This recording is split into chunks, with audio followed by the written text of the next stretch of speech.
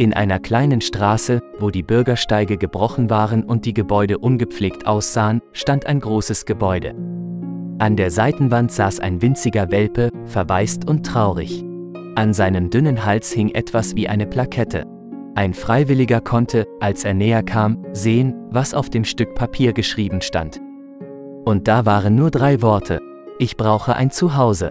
Der kleine Hund brauchte einen Besitzer und ein gemütliches, warmes Zuhause.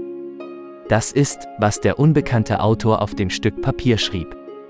Es war eine seltsame Art, die Aufmerksamkeit der Passanten auf den kleinen Hund zu lenken. Es wäre einfacher gewesen, ihn ins Tierheim zu bringen. Aber dieser unbekannte Autor entschied, dass es in der Menschenmenge jemanden geben würde, der nicht am Welpen vorbeigehen konnte. Und so geschah es. Niemand wusste, wie lange der Welpe mit weißem Fell und einem schwarzen Fleck um ein Auge dort gestanden hatte. Nur er wirkte traurig und verwirrt. Aber mit dem Eintreffen eines Freiwilligen änderte sich alles. Der Hund hatte die Chance, gerettet zu werden. Als der Freiwillige näher kam, wurde der Welpe ein wenig nervös. Immerhin wusste er nicht, was er von diesem Mann erwarten sollte. Aber der Mann streichelte den kleinen Hund einfach. Dann nahm er ihn sanft in den Arm. Er nahm das Schild ab, auf dem stand, dass der Welpe ein Zuhause brauchte. Der Mitarbeiter des Tierheims wusste, dass der Welpe von nun an einem sicheren Ort leben würde. Also brauchte er weder die Leine um den Hals noch das Schild. Nach der schmutzigen Straße saß der Welpe bald auf einem warmen, weichen Bett. Sein süßes Gesicht strahlte Zufriedenheit aus. Die Krume mochte den Komfort. Und dann wurde er gefüttert, gestreichelt und zum Schlafen gebracht.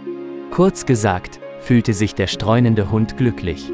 Und noch etwas: Der Wunsch des Fremden nach einem neuen Zuhause für den Welpen wurde erfüllt.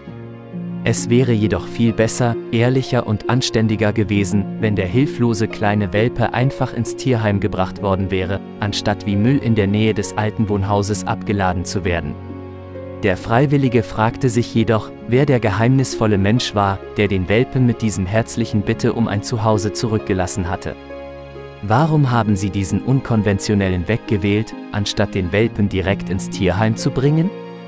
Wochen vergingen und die Bindung zwischen dem Freiwilligen und dem einst einsamen Welpen wurde stärker. Der kleine Hund, jetzt Lucky genannt, wurde zu einem Bündel Freude, das Wärme und Glück in sein neues Zuhause brachte. Der Freiwillige fand sich oft darüber nachdenkend, was wohl die Geschichte hinter der seltsamen Botschaft auf der improvisierten Plakette war. Liebe Freunde, wenn euch das Video gefallen hat, setzt ein Like und abonniert den Kanal.